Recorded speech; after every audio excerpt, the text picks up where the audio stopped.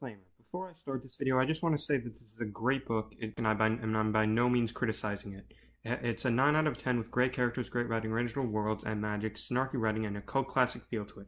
Highly recommend it. It also goes without saying that this video has copious amounts of spoilers in it, and is only intended for people who've already read the book and as a parody/spoof. But now on to the video. The book starts at every fantasy inn ever, located conveniently next to every pizza place ever, where it's business as usual. Everyone's just listening to this one guy tell stories when a farm boy bursts through the door and tells everyone that he was attacked by a demon robot spider thing. This draws the attention of the innkeeper, Hothead, who demands everyone leave the inn immediately before they take any souvenirs. However, another man claiming to have been attacked by the spiders, considering himself a scholarly fellow, drops by as well. Hothead and his assistant decide to help the man get back to proper health before he leaves. When he awakes, the man actually reveals he is a scholarly fellow and has heard many stories about Hothead and his exploit. He also explains that Hothead has become something of a legend recently and is also wanted dead or alive, as he already knew. He's also apparently responsible for a major war going on at the moment. The people have spoken. Viva la resistance! You pushed the resistance leader into a giant fan! He was a traitor and a scoundrel. He was trying to stop you from pushing other people into a giant fan! He explains that he both wants his autograph and to hear how he became one of the most infamous musicians, wizards, and criminals in the entire kingdom firsthand. Hothead agrees to tell him the story, and with that, the archivist begins running it down at the very same speed that he's telling it at. Hothead's life began with him growing up with his parents in a famous band of traveling performers. Among them, he learned singing, acting, dancing, playing the lute, and improv workshop Comedy Comes in Threes. First, we need a historic... Bill Cosby, on the offices of Charlie Hebdo. You people are monsters. Oh, we're giving you the tools, buddy. Come on, make some fucking comedy. Hothead's parents decide to hire him a tutor, Ben. He tutors him in various subjects such as arts, science, history, math, languages, philosophy, politics, and even the arcane arts. The two end up forming a genuine bond before Ben settles down in a remote village, leaving Hothead. Afterwards, Hothead's parents begin collecting in stories and tales about an elusive team of villains known as the Chandrian for their latest musical. Turns out the Chandrian don't take criticism that well. So, Hothead leaves for 5 minutes into the woods, and when he returns, the entire caravan has been massacred, his parents included. The massacre was carried out by none other than the Chandrian themselves. One member doesn't want Hothead to miss out on the bloodbath, but the leader, Da Hood, stops them. My theory for why he's always wearing a hood is that he's so ugly. When she signed in to GTA Online, you got an instant 5 stars! And with that, the Chandrian collectively don't feel so good. Hothead is the sole survivor and trapped in the middle of the wilderness. To survive, he'll need to go Ted Bear and rely on bacon trees, fruit fish, and chocolate chip muffs. Raisins. Eventually, Hothead finds his way into a massive, trade-driven city. This is a challenge, however, as Hothead is so poor he uses Cheerios for earrings. Over the next 3 years, however, he manages to survive by getting the bread, pickpocketing, and with the help of a kindly caretaker. Much later, Hothead remembers that Ben wanted him to apply to what's apparently the only university in this world. So he sends in his Common App with transcript and letters of rec and is on his way via carriage. Along the way, he meets his love interest, Denny's. They almost share a musical number together but still enjoy each other's company. At the university, Hothead manages to pass the trial quiz and is accepted. While there, he meets his future rival, Ambrose, a highborn student who's so rich he can afford AirPods.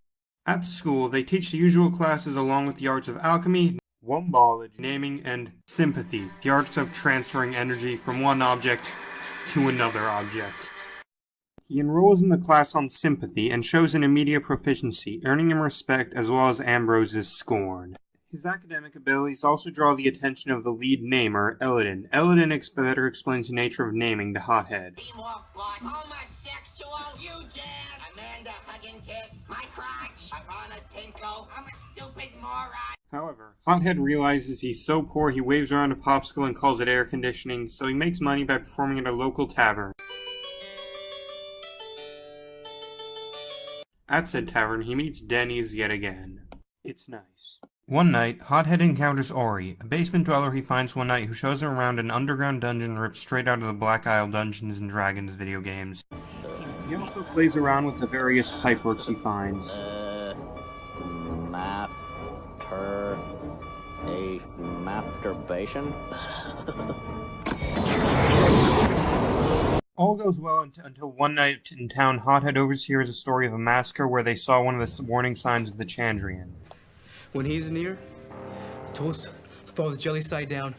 Before he can go investigate, two thugs try to kill him, likely hired by Ambrose, but he fights them off by setting them on fire using sympathy.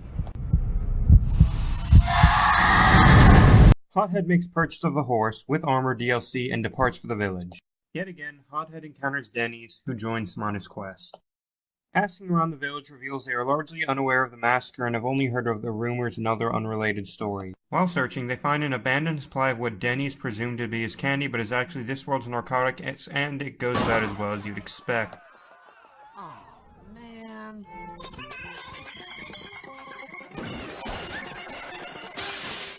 However, there's no time for that as a giant, high-level monster is attacking the town. No. That looks like a meat dragon.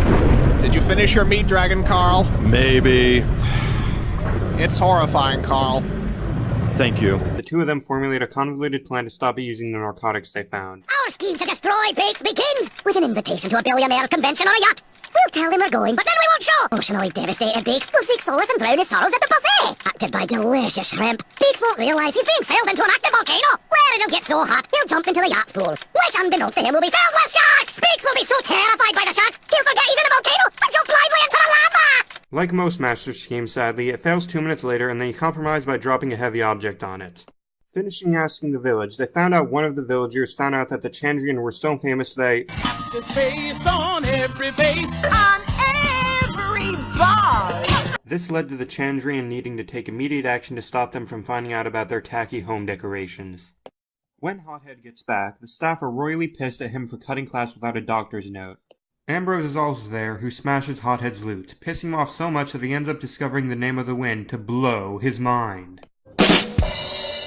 After a mild punishment, it's agreed that Hothead will continue at the university and study naming better under Eladin.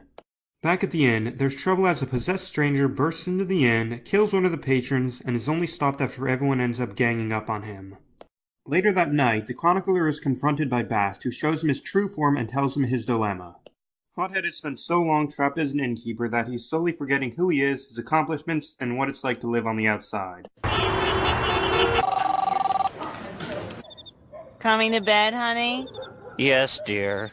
Bast also believes that Hothead still has unfinished business, despite his insistence to the contrary. Must complete your work. All the hands are eaten, all the meat creatures are made, unleashed, and then also eaten. Bast then demands that the chronicler stretch the story to highlight who Hothead really is. Someone so poor he walks down the road with one shoe. And if you ask him if he lost a shoe, he says, "No, I found one." The story is then continued in the Book 2, The Wise Man's Fear. The only thing we have to fear is gigantic, man-eating spiders! As for the final book, Stuck in Development Hell, it's fortunately coming out sometime before the heat death of the universe. But before then, it's going to be adapted into a movie, a Showtime TV show, a video game, a play, a merchandise brand, a board game, and even a $5 box of stupid shit. The name of the wind. The name of the wind. The name of the wind. The name of the wind. The name of the wind. The name of the wind. Done.